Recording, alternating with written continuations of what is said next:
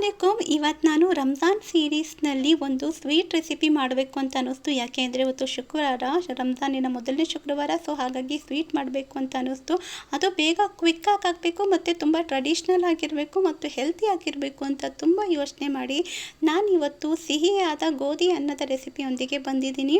ತುಂಬ ಕ್ವಿಕ್ಕಾಗಿರುತ್ತೆ, ತುಂಬ ರುಚಿಯಾಗಿರುತ್ತೆ. ಇದೊಂದು ಟ್ರೆಡಿಷ್ನಲ್ ಫುಡ್ಡು ಮತ್ತು ಜೊತೆಗೆ ಒಂದು ಹೆಲ್ದಿ ಫುಡ್ ಅಂತಲೂ ಹೇಳ್ಬೋದು. ಹಾಗಾಗಿ ಈ ಹೆಲ್ದಿ ಫುಡ್ಡನ್ನು ಕ್ವಿಕ್ಕಾಗಿ ಮಾಡೋದು ಹೇಗೆ ಅಂತ ಬನ್ನಿ ನೋಡೋಣ. ಮೊದಲಿಗೆ ನಾನು ಒಂದು 3 ಕಪ್ಪು ನೀರನ್ನು ಬಿಸಿಯಾಗಿಡ್ತಿದ್ದೀನಿ. 3 ಕಪ್ ನೀರು ಯಾರಕ್ಕೆ ಇಡ್ತಿರ್ತೀನಿ ಅಂದರೆ, ನಾನು 1 ಕಪ್ಪು ನುಚ್ಚು ಗೋಧಿಯನ್ನು ತೊಗೊತಾ ಇದ್ದೀನಿ. ಹೌದು, ಅದನ್ನು ನಾವು ದಲಿಯಾ ಅಂತಲೂ ಕರಿತೀವಿ. ಅದಕ್ಕೋಸ್ಕರ 1 ಕಪ್ಪಿಗೆ ನಾವು 3 ಕಪ್ಪು ನೀರು ಪರ್ಫೆಕ್ಟ್ ಆಗಿರುತ್ತೆ.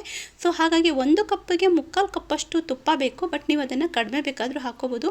ನಾನಿಲ್ಲಿ ಸುಮಾರು ಅರ್ಧ ಕಪ್ಪಷ್ಟು ತುಪ್ಪ ಹಾಕ್ಕೊತಿದ್ದೀನಿ. ನೋಡಿ, ಈ ಲೋಟದಲ್ಲಿ ನಾನು 1 ಕಪ್ಪು ಗೋಧಿಯನ್ನು ಅಂದರೆ ನುಚ್ಚು ಗೋಧಿಯನ್ನು ತೊಗೊಂಡಿದ್ದೀನಿ. ಅದನ್ನು ಈ ತುಪ್ಪದಲ್ಲಿ ಲೋ ಫ್ಲೇಮಲ್ಲಿ ನೀಟಾಗಿ ಫ್ರೈ ಮಾಡ್ಕೋಬೇಕಾಗುತ್ತೆ. ಈಗ ಸ್ಟಾರ್ಟಿಂಗಲ್ಲಿ ಆ ಗೋಧಿ ಕಲರ್ ಈ ಥರ ಇರುತ್ತೆ. ಅದನ್ನು ನೀವು ಯಾವ ರೀತಿ ಫ್ರೈ ಮಾಡ್ತಾ ಹೋಗ್ತೀರೋ ಅದು ಒಂಥರ ಪಾಪ್ಕಾರ್ನ್ ಥರ ಕಲರ್ ಚೇಂಜ್ ಆಗಿ ವೈಟಿಶ್ ಆಗುತ್ತೆ. ನೀವು ನೋಡ್ತಾ ಇರ್ಬೋದು. ಅದನ್ನು ಲೋ ಫ್ಲೇಮಲ್ಲಿ ಇದನ್ನೇ ಸ್ವಲ್ಪ ಟೈಮ್ ತೊಗೊಳ್ಳೋದು. ಒಂದು 5ರಿಂದ 7 ನಿಮಿಷ ಇದನ್ನು ನೀಟಾಗಿ ಹುರ್ಕೋಬೇಕಾಗುತ್ತೆ. ಈಗ ನೋಡಿ, ಅದು ಹುರಿದಾಗಿದೆ. ಈ ಟೈಮಲ್ಲಿ ನಾನು, ಏಕೆಂದರೆ ತುಪ್ಪ ಇದೆ ಅಲ್ಲ, ಹಾಗಾಗಿ ಆ ತುಪ್ಪದ ಕಾವಲ್ಲಿ ನಮ್ಮ ಡ್ರೈ ಫ್ರೂಟ್ಸ್ಗಳು ಸಹ ಅದರಲ್ಲಿ ನೀಟಾಗಿ ಫ್ರೈ ಆಗುತ್ತೆ. ಸೊ ಹಾಗಾಗಿ ನಾನು ಇದೇ ಟೈಮಲ್ಲಿ ಗೋಡಂಬಿ ದ್ರಾಕ್ಷಿಯನ್ನು ಹಾಕಿ 1 ಚಮಚದಷ್ಟು ಗಸಗಸೆ ಹಾಕ್ತಿದ್ದೀನಿ. ಇದೊಂದು UP ಮತ್ತು ಬಿಹಾರ್ MP ಟ್ರೆಡಿಷ್ನಲ್ ಫುಡ್ಡು. ಅದಕ್ಕೆಲ್ಲ ಗಸಗಸೆ ಹಾಕಲ್ಲ, ಬಟ್ ನಾನು ಸ್ವಲ್ಪ ಟೇಸ್ಟ್ ಕೊಡ್ತಾ ಇದ್ದೀನಿ. ಅದ್ರ ಜೊತೆ ಇವಾಗ ನಾನು ಒಣ ಕೊಬ್ಬರಿಯನ್ನು ಅರ್ಧ ಕಪ್ ಹಾಕ್ತಾ ಇದ್ದೀನಿ. ಅಲ್ಲಿ ಹಾಕಲ್ಲ, ಬಟ್ ನೀವು ಹಾಕಿ ನೋಡಿ, ತುಂಬ ಚೆನ್ನಾಗಿ ಟೇಸ್ಟ್ ಕೊಡುತ್ತೆ. ನೋಡಿ, ನಾನು ಒಣ ಕೊಬ್ಬರಿ ಗ್ರೇಟ್ ಮಾಡಿ ಇಟ್ಕೊಂಡಿದ್ದೆ.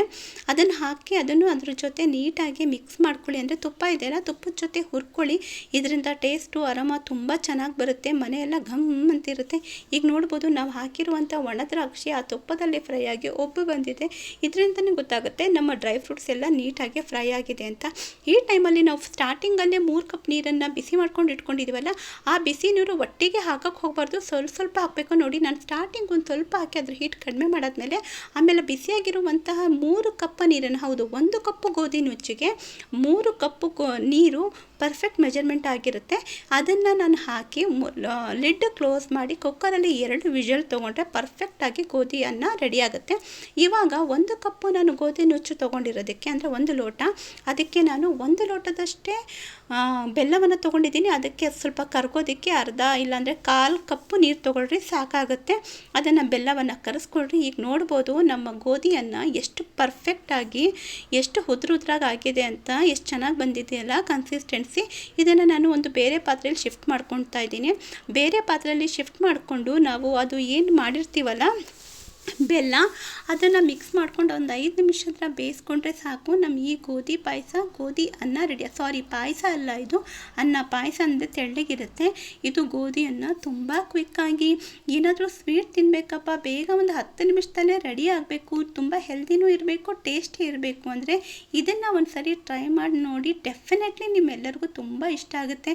ಬೆಲ್ಲ ಮಿಕ್ಸ್ ಮಾಡಾದಮೇಲೆ ಒಂದು 5 ನಿಮಿಷ ಕುದಿಸಿದ್ರೆ, ಅಂದರೆ ಬೆಲ್ಲ ಅದ್ರ ಜೊತೆ ಹೊಂದಿಕೆ ಆದರೆ ಸಾಕು. ಏಕೆಂದರೆ ನಾವು ಆಲ್ರೆಡಿ ತುಪ್ಪ ಹಾಕಿ ಒಗ್ಗರಣೆ ಹಾಕ್ಬಿಟ್ಟಿದ್ದೀವಿ, ಡ್ರೈ ಫ್ರೂಟ್ಸ್ ಹಾಕಿದ್ದೀವಿ, ಮತ್ತೆ ಒಂದು ಒಗ್ಗರಣೆ ಹಾಕಬೇಕು, ಅದೆಲ್ಲ ಏನೂ ಇರಲ್ಲ. ಬೇಗ ಕ್ವಿಕ್ಕಾಗಿ ಆಗಿಬಿಡುತ್ತೆ. ಯಾರಾದರೂ ಗೆಸ್ಟ್ ಬಂದರು, ಏನಾದರೂ ಒಂದು ಸ್ವೀಟ್ ಮಾಡಬೇಕು ಅಂದರೂ ಇದು ತುಂಬ ಕ್ವಿಕ್ಕಾಗಿ ಆಗಿಬಿಡುತ್ತೆ. ಒಂದು ಕಡೆ ಅನ್ನ ಆಗ್ತಿದ್ದಂಗೆ ಇದು ಅನ್ನದಷ್ಟೇ ಸುಲಭ ಮಾಡೋದು. ಈಗ ನೋಡ್ತಿರ್ಬೋದು, ಇವಾಗ ಸ್ವಲ್ಪ ಗಟ್ಟಿ ಇದೆ, ಬಟ್ ಇದು ತಣ್ಣಗಾದ್ಮೇಲೆ ಉದ್ರಾಗಿ ತುಂಬ ಚೆನ್ನಾಗಿ ಬರುತ್ತೆ.